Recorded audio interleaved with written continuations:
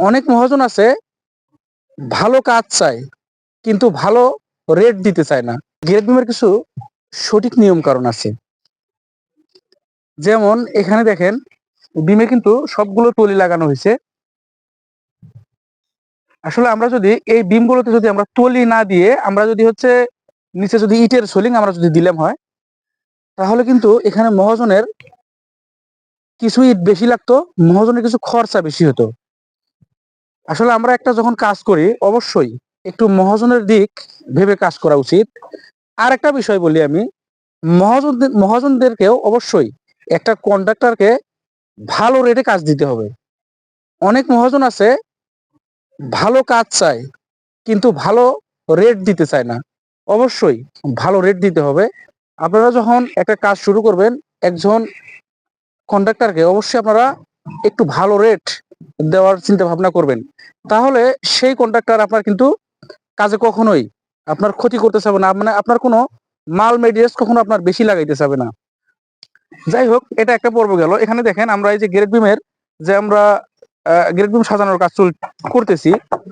এখানে দেখেন এই যে এই হ্যাঙ্গারটা কিন্তু আমরা এই কলমের রডের আমরা ভিতর দিয়ে কিন্তু আমরা হ্যাঙ্গারটা দিছি। কেন দিছি জানেন? এই যে যে মাডামটা আছে এই মাডামটা যেন এই কলমের ভার্টিক্যাল রডের লেভেল যেন এই মাডামটা থাকে।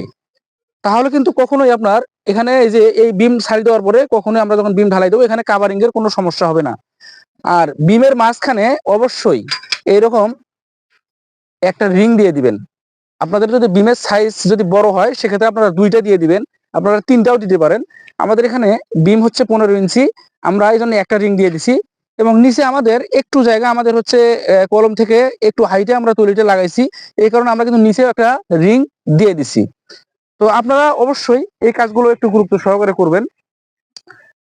আসলে একটা কাজ যখন একটা কন্ট্রাক্টর যখন একটা কাজ নেয় একটু লাভের আশায় কিন্তু কাজ নেয়, কিন্তু সেখানে দেখা যায় লাভ তো দূরের কথা, শেষে লস হয়।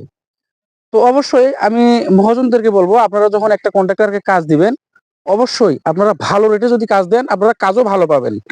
এখানে কিন্তু মহাজনের কিন্তু অনেক টাকা সেভ করছি আমরা। আপনি যদি মহাজন যদি এই কাজটা যদি আমাকে ভালো রেটে যদি না দিত আমি কিন্তু এখানে আমি চাইতাম কি জানেন, কাজ খালি করো উড়াধুরা কাজ করো, এখানে ভালো মন্দ কিন্তু আমি তখন দেখতাম না। তো একটা ভালো কাজ করার জন্য ভালো অ্যামাউন্টেরও দরকার, ভালো রেটেরও দরকার। তো আপনারা যখন একটা কাজ নিবেন আপনারাও কন্ট্রাক্টরদেরকে বলতেছি আপনারা যখন একটা কাজ নিবেন আপনারাও একটু ভালো রেটে কাজ নেওয়ার চিন্তা ভাবনা করবেন এবং মহাজনদেরকেও বলতেছি আপনারা একটু ভালো রেটে কাজ দিবেন।